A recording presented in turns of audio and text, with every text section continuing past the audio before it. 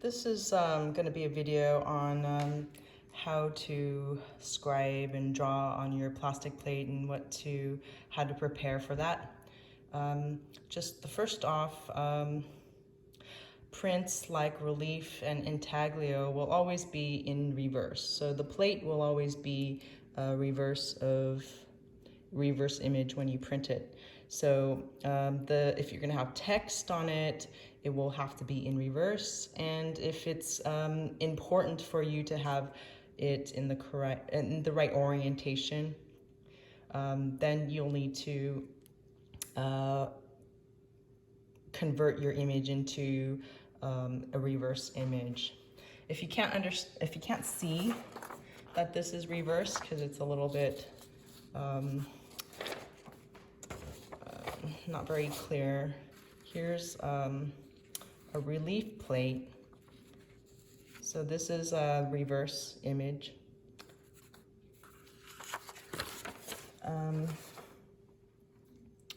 So one thing that I did, I have a drawing that I needed to convert into to reverse.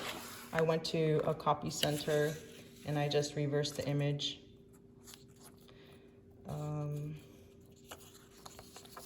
And if you don't really want to do that, or if it doesn't really matter to you so much, this is so every time you do translate your drawing into a plate, it'll change.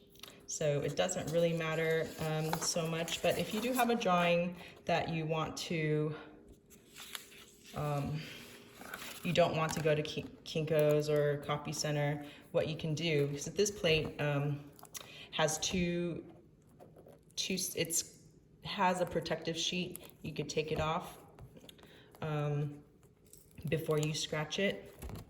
But what you can do is when you have your drawing, what you can do instead of making a reverse image, and if it's a simple drawing for you, you can take a Sharpie,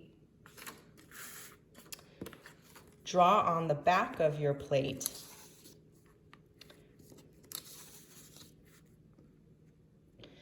So what you can do is draw on the back of your plate. Just say with the Sharpie that is permanent. Maybe you could leave the plastic on so that you could peel it off later. But you could draw your plastic on your plastic plate on one side. I'm not doing a exact job, just trying to show you that if I drew on the back of this plate, I could turn this around and I'll have the reverse image looking forward.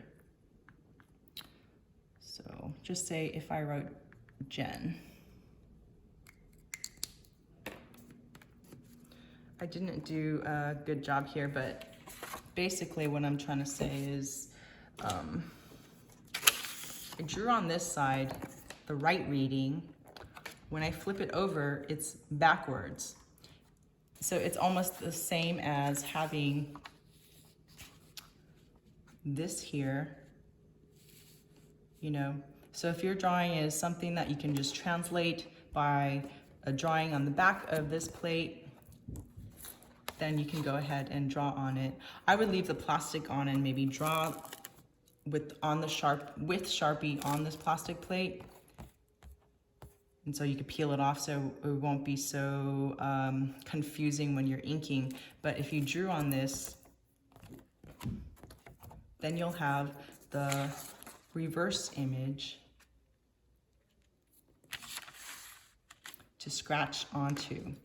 So remember, it's going to be sort of an isometric reverse image. So now that I have the image to trace from on this side, see it says Jen, then when I scratch this, when I print it, it will be right reading. So that is what I would do, is either go to a copy center and make a reverse image, or just trace on the back, draw on the back of your plate, and then you'll have something to scratch with. So before I even start though, I want to show you a couple things. I have a couple plates here, couple prints here. It's just something to think about before we start.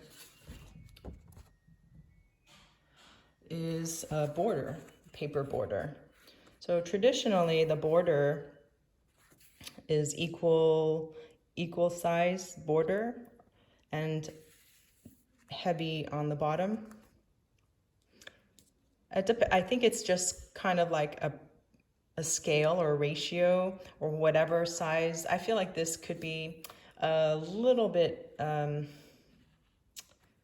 don't know, it's like kind of a balance in my view.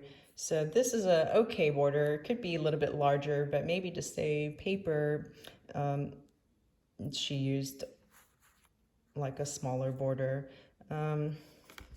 Here's something that looks pretty good. Equal distant border and a little bit heavier border on the bottom. It's heavy on the bottom. Here on this plate, it's equal on all sides. This is a little bit more modern way of preparing a paper. This may be too big to see. So that's just something to think about. In my next video, I'll show you how to prepare paper. So for your drawing, like you want to draw something that is the correct size. So how I would do that is take my plate and just draw on some drawing paper and just trace around my plate so I know how big to draw or how to compose it. So then you can draw something. So I already did that, and I made a copy of it in reverse. And I'm going to take my plate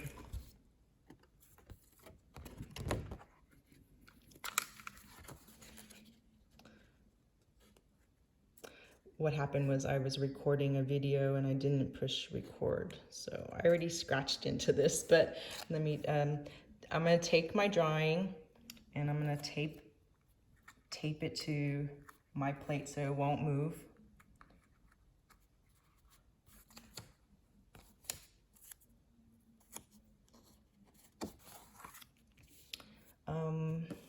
So here's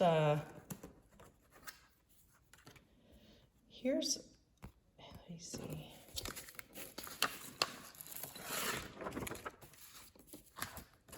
So here's a plate that's a little different than what you're using. This is thicker. So if it's a thick plate, you'll need to bevel the edge. The edge is, if it's a sharp edge, it would cut into the blanket or cut into your paper and kind of ruin the print. So this is, if you have plastic that's thick, you need to file it down. But you're using this thin piece of plastic PETG plate that is a little flexible and thin, so you do not have to file it.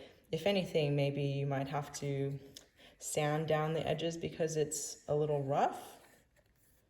But here's some things that you can think about is, you know, how deep you're gonna scratch will hold more ink. Like this is deeper scratches will hold more ink. Very fine, faint lines will be very, very light. And then just a little bit deeper will hold a little bit darker or more ink, and it will be darker. Some things to think about is, say,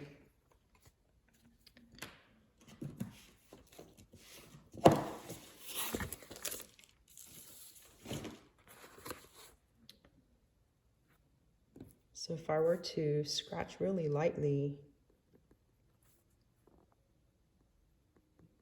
that will show.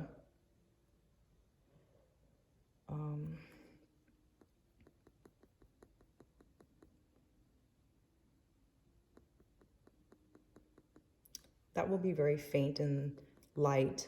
So you're drawing with it's kind of like a drawing, but you're drawing with a fine tipped, sharp needle. So if you want to create tone, you're going to have to do some hatching or cross hatching or stipples. So stippling on this, you can see that there's stippling, hatch marks. So for plastic, you have to remember that plastic is a little bit chips. So when you're doing tone, you want your lines to be kind of parallel to each other. Or, you know, if you have too many hatch marks, the material will chip off. So it'll kind of create like these things called cribe, and it'll be just like a pit. So when you're inking it up and you're wiping it, it'll just wipe away. It won't stay dark. So what you want to do is kind of create grooves, hatch marks, or stippling so the ink will stay inside the grooves. So again, don't do so many hatch marks and cross hatches where material will start to come off, and they'll just create a pit where it will wipe off. So one thing I want to say is I would play with a variety of line weight, how heavy, from light to heavy line scratches, play with. When I gave you the handout, it's about sort of light to dark, or having a light source. Just kind of think about just playing with the variety of line weight, I guess, is sort of what I'm trying to say. So play with this first project and see what the possibilities are with how heavy the ink can get, and how light and how faint you can create a print. The print image. So here you see a kind of a variety. You can't quite tell. Some parts are very faint and ghosty, and then some are heavier and very faint and light. So play with variety. So I kind of started this one, but let's see. So say I have this